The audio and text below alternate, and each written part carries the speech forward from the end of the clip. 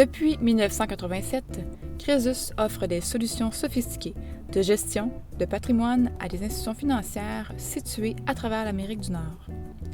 Au fil des ans, l'entreprise a développé une culture favorisant l'équilibre travail-famille, le développement personnel ainsi que l'engagement social.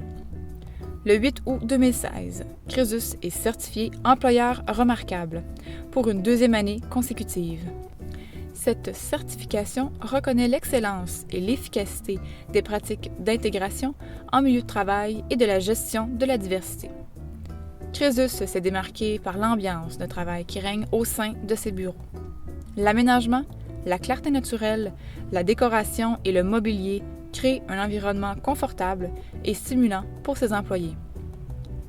Aujourd'hui, nous sommes dans les bureaux de Crésus et on vient rencontrer le patron Rémi Terrien, un homme d'affaires humain, un patron coloré et un entrepreneur qui a les valeurs à la bonne place.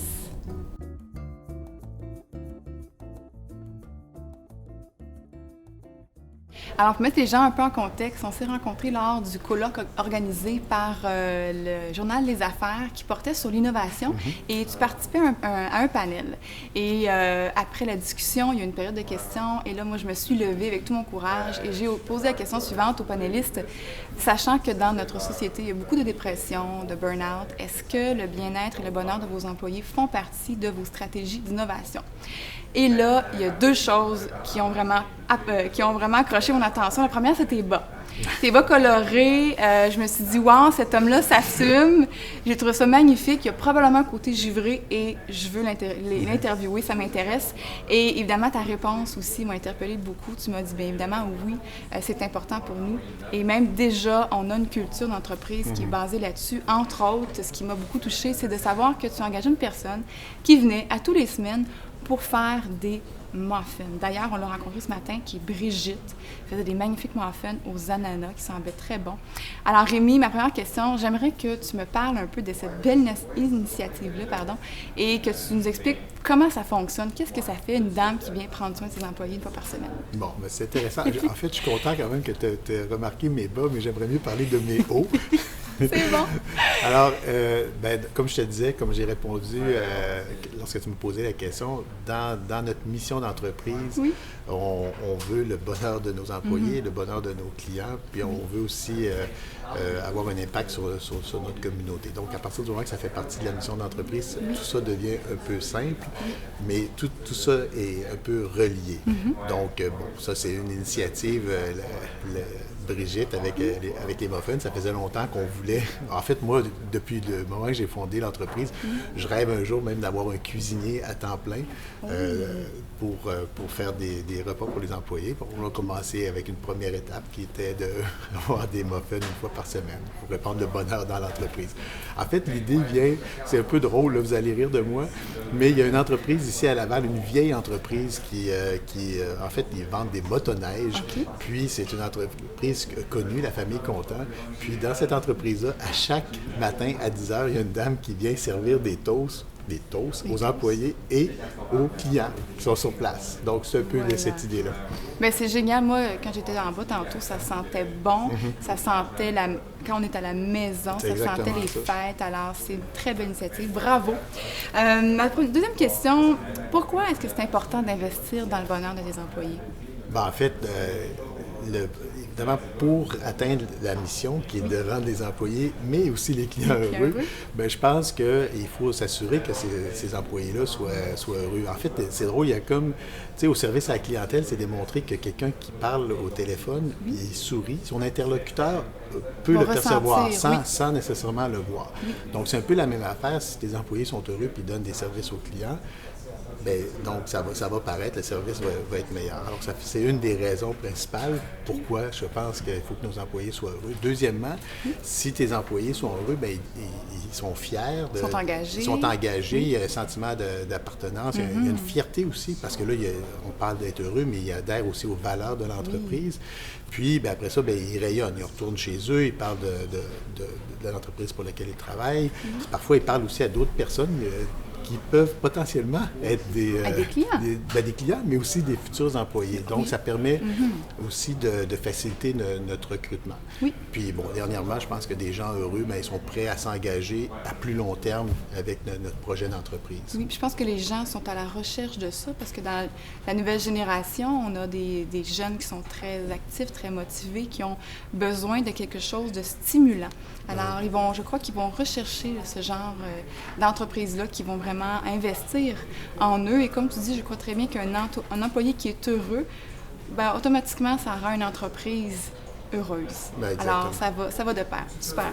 Maintenant, quels sont les avantages à court, moyen et long terme que tu retires en utilisant ces méthodes-là? En fait, tantôt, je vais être égoïste un peu. Il y a des avantages pour moi, personnellement. Évidemment, parce que quand je rentre au bureau, je vous avoue que la chose qui me rend le plus heureux moi-même, c'est de voir que les gens sont heureux autour de moi. Donc ça, c'est peut-être plus personnel. Donc, mais pour l'entreprise, évidemment, on en parlait. Ce qui est important, c'est justement de faire en sorte que nos employés, le bonheur de nos employés se traduise puis soit perçu par nos clients. Donc, là, j'ai un peu répondu à cette question-là il y a quelques minutes. Donc, les avantages, c'est, on va dire, le fait que nos employés restent avec nous à long terme. Ça facilite aussi le recrutement. C'est un outil de recrutement incroyable. Mais là, j'y tiens parce qu'on peut avoir ces valeurs-là. Donc, on peut avoir l'intention, mais il faut aussi l'appliquer. Donc, il faut que les babines suivent les bottines. Oui. Donc, il y a beaucoup d'entreprises qui vont placarder les murs de valeurs, puis de mission, mais ça reste là. Nous, on travaille fort, on n'est pas parfait, mais on travaille fort à l'appliquer. Puis ça, je pense que les employés le perçoivent. Puis dans le fond, c'est à ce moment-là qu'ils restent engagés à long terme. OK. Donc, je pense que c'est quand même déjà un premier pas de dire, le patron, quand il arrive le matin, il sent bien d'avoir des employés heureux parce que ça devient une petite famille aussi, une deuxième famille. Alors, je pense que tu n'es pas si égoïste que ça, puis à la limite, c'est bien correct que tu sois égoïste dans ce sens-là. Bien, en fait, j'ai un autre élément, puis moi, j'en parle souvent, on faisait des déjeuners l'année dernière avec des nouveaux employés parce qu'on a beaucoup de nouveaux employés pour un peu leur parler des valeurs d'entreprise. Puis ça nous permet d'entrer en contact avec eux. Puis une chose que je parlais souvent avec eux, c'était les 3/3. Donc le temps d'une personne est coupé généralement à peu près en 3/3. Il y a 1/3, on dort, donc ça, il n'y a pas grand-chose à faire. Il y a 1/3, c'est consacré aux activités personnelles puis à la vie, la famille. Puis l'autre tiers, c'est le travail. Donc, si tu passes 1/3 de temps au travail, c'est mieux si tu as du plaisir puis tu es heureux. Parce que si tu n'as pas de plaisir, là, ça a un impact négatif sur les 2 autres tiers. Donc, c'est pas heureux au travail, tu risques de mal dormir, puis tu risques de ne pas profiter de ta famille ou tes activités personnelles. Super. Ça, c'est un bon point aussi. Merci. La question, pas la question qui tue, mais une petite question croquante. Est-ce que vos employés reconnaissent les efforts que vous déployez pour eux? Parce que je pense que dans la vie, quand on donne, on reçoit. Est-ce que tes employés te le font sentir? Est-ce qu'ils l'apprécient? Bien, enfin, j'aime à croire que oui. Une des mesures, tout à l'heure, je disais, c'est le sourire qu'on peut voir sur le visage des employés. On fait des activités. Même nous, après les activités, on a des photos, on fait des vidéos. Puis à chaque fois que je les regarde, ces vidéos-là, ce qui me frappe le plus, c'est le sourire des employés. Donc, oui, ça, c'est une première mesure. La deuxième mesure, c'est qu'on on a participé, pour la deuxième fois, à un sondage employeur remarquable, qui est en fait, c'est le Bureau des normes du Québec, qui est une forme de certification.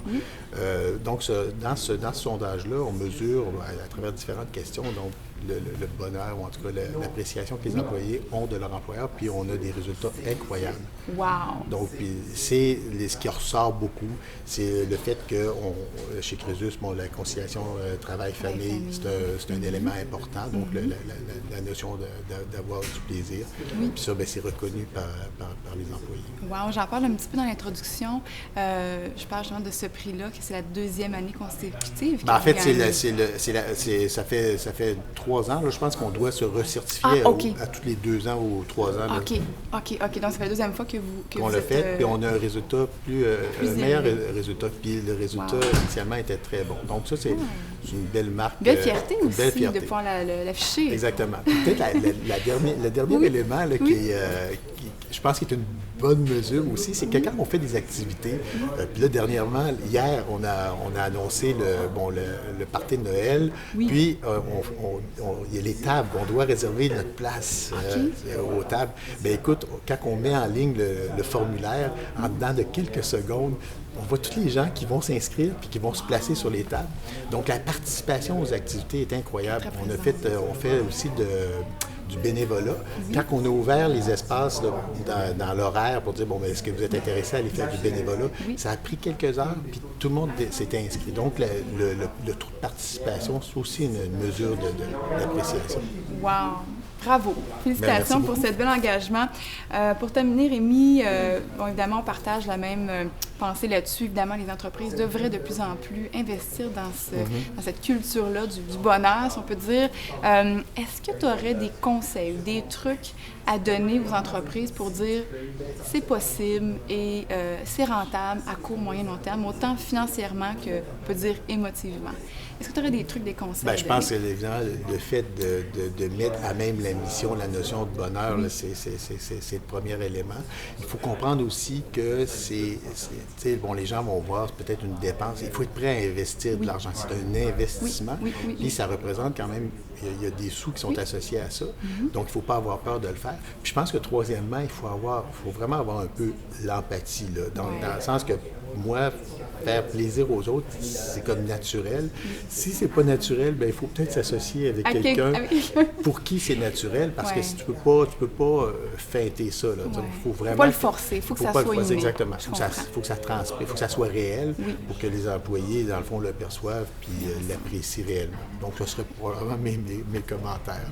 C'est parfait. Bien, je te remercie beaucoup, Rémi, de ton temps. Merci de ton grand cœur, parce que tu fais mon premier, mon cobaye.